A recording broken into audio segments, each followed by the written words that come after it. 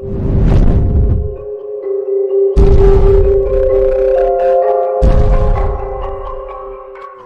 wind howled outside as rain tapped on the windows like skeletal fingers. It was the perfect setting for a night of spooky stories and eerie fun at our sleepover. My friends and I had gathered at Emily's old, creaky house, the one with a history that gave it an unsettling aura. The plan was to stay up all night, sharing the scariest tales we could muster.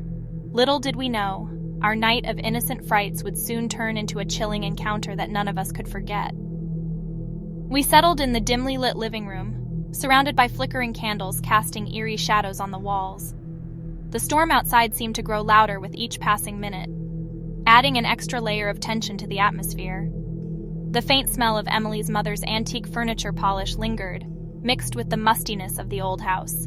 The scene was set for the ultimate night of horror. As the first gusts of wind rattled the windows, Sarah suggested we start with our stories. She leaned forward, her eyes gleaming with mischief.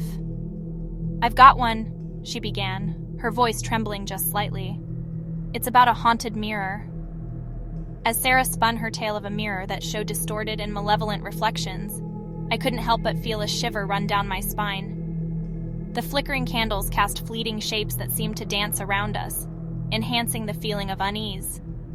When she finished, we all laughed nervously, trying to shake off the chill in the room. Then it was my turn. I took a deep breath and launched into a story about a ghostly figure that haunted a forgotten graveyard. My words hung heavy in the air, and I could feel the weight of the story pressing down on us.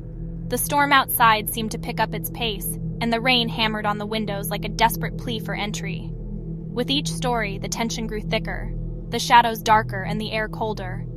We were all caught in a web of fear and excitement, not realizing that the line between reality and fiction was slowly beginning to blur. As Emily prepared to tell her story, a loud crash echoed from somewhere in the house, causing us all to jump. The candles flickered wildly, casting erratic shadows that danced around the room. Emily's eyes widened as she looked around, her voice quivering. "Did you guys hear that?" We nodded, our hearts racing in our chests. Sarah tried to laugh it off, blaming it on the wind or a loose object. But deep down, we all felt a growing sense of unease. Emily hesitated for a moment, but then launched into her story, her voice shaky. Her tale was about a cursed doll that had been passed down through generations, leaving a trail of misfortune and death in its wake. As Emily recounted the doll's history, I couldn't help but glance around the room, half expecting the shadows to come alive with each word. As she reached the climax of her story, a sudden draft swept through the room, extinguishing the candles in one swift gust. The darkness enveloped us, and we gasped in shock. Frantic, I reached for my phone to use its flashlight, and as its glow pierced the darkness, we saw something that chilled our blood. In the corner of the room, illuminated by the faint light, stood a figure.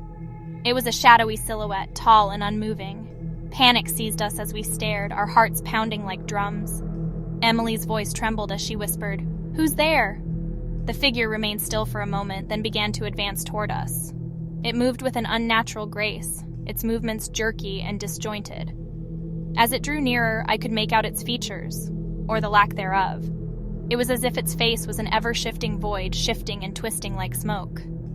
Paralyzed by fear, we stumbled backward, trying to put as much distance as we could between us and the advancing specter. We rushed out of the living room, down the dark hallway, and into the kitchen. Our breaths came in ragged gasps, and our minds raced as we tried to comprehend the incomprehensible. In the kitchen, we huddled together, the flickering light of my phone the only source of illumination. The storm outside raged on, matching the turmoil within us. The figure hadn't followed us yet, but its presence lingered in the air like a malignant fog.